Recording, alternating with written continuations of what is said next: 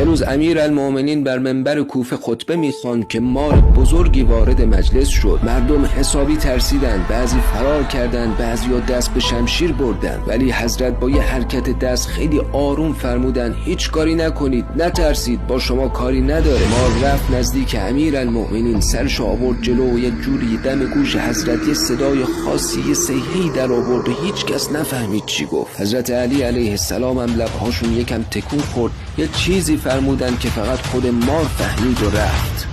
مردم توی شک و حیرت مونده بودن. یکی پرسید یا علی این چی بود؟ چه اتفاقی افتاد؟ حضرت خیلی خونسرد و آروم فرمودن اون یه حاکم از دنیای جنیان بود که به شکل مار ظاهر شده بود. براش یه مسئله‌ای پیش اومده، راهنمایی میخواست، براش توضیح دادم، اونم دعایی کرد و رفت. مردم همگی میخکوب شده بودن. یه لحظه همه ترسشون تبدیل شد به تعجب و تحسین، چون فهمیدن که امیرالمومنین فقط امام آدمیان نیست، بلکه امام جنیان هم هست.